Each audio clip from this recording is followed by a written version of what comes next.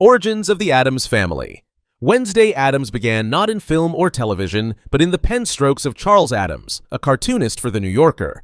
In 1938, he introduced readers to a collection of strange figures in single-panel comics. These macabre illustrations often showed offbeat characters in unsettling domestic scenes: an axe by the door, a vulture perched in the living room, or children gleefully playing with sinister toys. Among them was a young girl who would later be named Wednesday. She was instantly recognizable by her pale face, tightly braided pigtails, stiff-collared dress, and a somber, unblinking stare. In these early drawings, personality wasn't the focus. Peculiarity was the punchline. The humor came from her oddness being presented as ordinary. Over the decades, Charles Addams produced around 150 of these cartoons, gradually fleshing out the family ensemble. Gomez with his wild energy, Morticia with her elegance, Pugsley with his mischief, and Wednesday with her eerie composure. Still, she remained unnamed and undeveloped until television beckoned. It wasn't until 1964 that producers adapted the cartoons into a sitcom, giving Wednesday her name and her first real characterization. But from the very beginning, the foundation was clear. She would always be the daughter full of woe. 1964 sitcom The First Live-Action Wednesday. In 1964, Wednesday Addams made her official debut on television in the ABC sitcom The Addams Family. Played by 6-year-old Lisa Loring, this version introduced audiences to a child who was both endearing and unnerving. The show's black and white format heightened its gothic aesthetic. Dark interiors, cobwebbed corners, and eccentric furnishings framed Wednesday's peculiar charm. While she was portrayed as sweet and polite, her hobbies revealed a darker streak. She played with a headless doll named Marie Antoinette, collected spiders, and frequently paired with the hulking butler Lurch in scenes designed for visual comedy. The sitcom deliberately softened Charles Addams' original tone. Instead of focusing solely on the bizarre, it emphasized warmth and family loyalty. Morticia and Gomez were affectionate parents, Pugsley was a cheerful sibling, and Wednesday's odd interests were treated as perfectly acceptable within their household. Importantly, the series also gave the girl her famous name. Inspired by the nursery rhyme line, "Wednesday's child is full of woe," it perfectly captured the melancholic essence of her character. Though less grim than later portrayals, Lisa Loring's Wednesday established the archetype: a dark-eyed, curious child with a macabre imagination who somehow remained lovable. She became the standard against which future versions would be measured. Scooby-Doo crossover and Hanna-Barbera animated series. Wednesday Addams stepped into animation for the first time in 1972 when the family guest starred in the new Scooby-Doo movies. The episode was fittingly titled Wednesday is Missing, and Cindy Henderson provided her voice. This was a noticeable departure from Lisa Loring's live-action version. The crossover leaned lighthearted, and Wednesday's role was small, but still highlighted her eerie calmness. A year later, Hanna-Barbera launched the Addams Family cartoon series, which ran for 16 episodes. This show reimagined the family as quirky travelers roaming America in a bizarre Victorian-style camper. For Wednesday, the changes were striking. Instead of her traditional dark dress, animators dressed her in an unusual pink outfit, a choice that clashed with her established identity. Her personality was equally softened. Rather than a morbid child with unsettling hobbies, this version leaned into cheerfulness, making her appear more curious than creepy.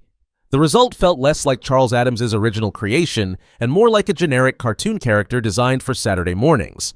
While it kept her braids and somber face, much of her gothic edge was lost. Still, this period was important for cementing Wednesday as adaptable beyond print or sitcoms. Even if diluted, it proved she was becoming a recognizable figure in wider pop culture. Halloween with the New Addams Family TV special. After the original sitcom ended in 1966, reruns kept the Addams Family alive in popular culture.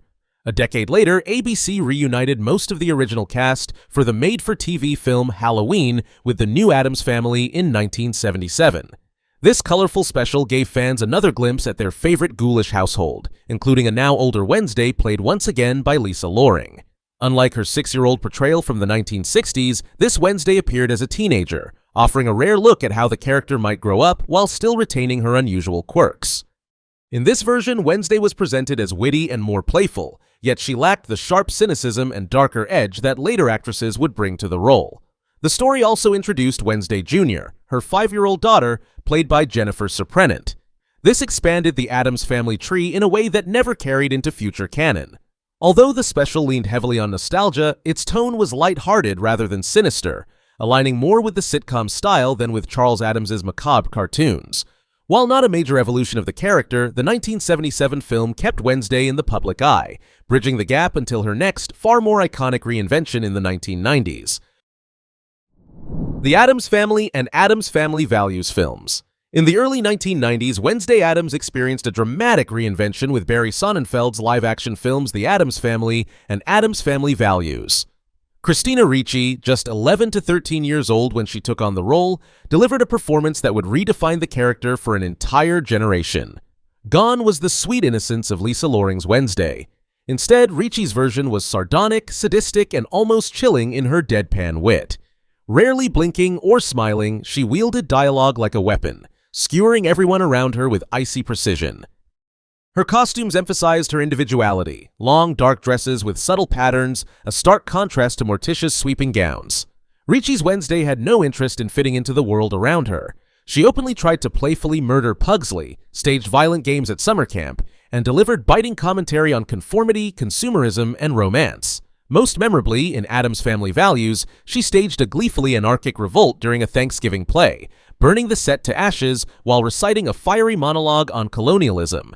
This portrayal set the standard for every Wednesday that followed. Ricci transformed her into a cultural icon, fiercely intelligent, unapologetically strange, and scathingly funny. It was the first version to truly lean into the darkness Charles Addams originally envisioned. Animated series. Riding the wave of success from the live-action films, a new animated version of The Addams Family premiered in 1992. This series aired on ABC and introduced a younger audience to the Gothic clan in Saturday morning cartoon form. Wednesday was voiced by Debbie Derryberry, and while toned down for kids, this interpretation captured more of her eerie charm than the earlier Hanna-Barbera attempt. Visually, Wednesday's design was distinct. She wore a blue dress paired with bright pinkish magenta tights, an unusual but memorable choice that balanced her traditional dark aesthetic with the colorful world of 90s animation. Personality-wise, she was sharper than the 1970s cartoon, displaying a fascination with the occult, traps, and torture devices. Yet, unlike Ricci's film version, she showed loyalty and warmth toward her family, particularly Morticia, while channeling her macabre interests into more playful, exaggerated antics suitable for younger viewers. The series ran for 2 seasons, delivering 21 episodes and helping cement Wednesday as a versatile character who could work across multiple genres and tones. While less iconic than Ricci's performance, Derryberry's Wednesday gave children of the era an approachable introduction to her spooky personality, preserving her wit while adding a touch of colorful mischief. Addams Family Reunion and the New Addams Family. Following the death of Raul Julia, who had defined Gomez Addams in the early 90s films, Saban Entertainment attempted to revive the franchise with Addams Family Reunion, 1998. This direct-to-video release featured Tim Curry as Gomez and Daryl Hannah as Morticia, but it was Nicole Fugeri's Wednesday that stood out. Clearly modeled on Christina Ricci's performance, Fugeri adopted the same sullen demeanor, monotone delivery, and disdain for normality. While competent, her portrayal was criticized for lacking the originality or bite that Ricci had brought just a few years earlier.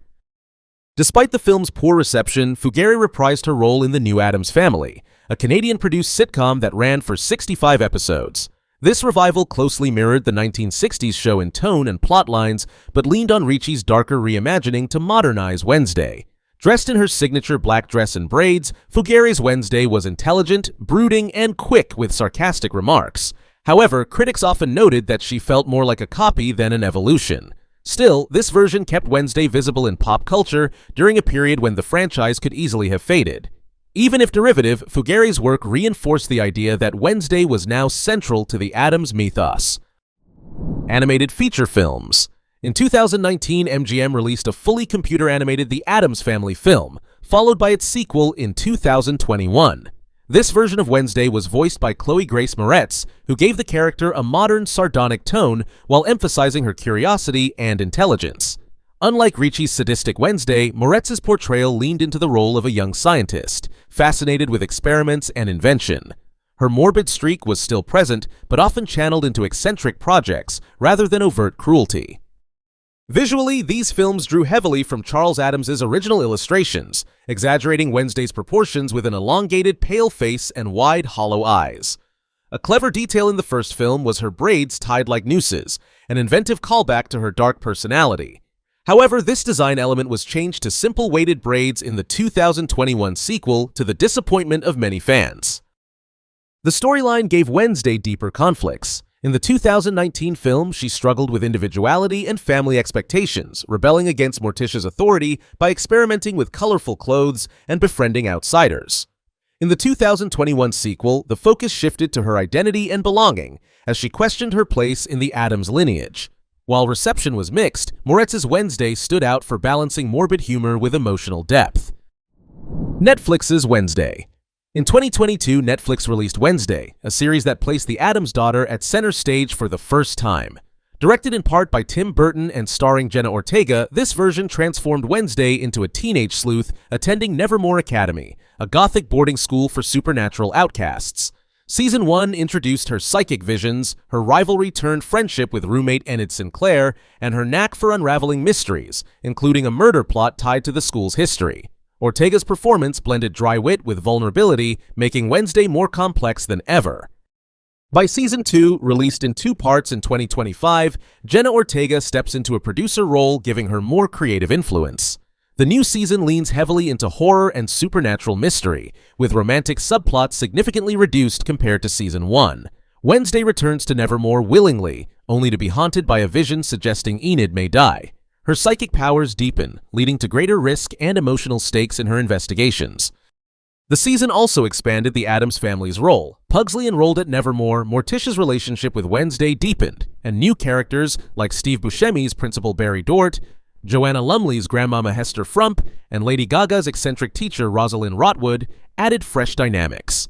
This portrayal cemented Ortega's Wednesday as the darkest, most layered version to date.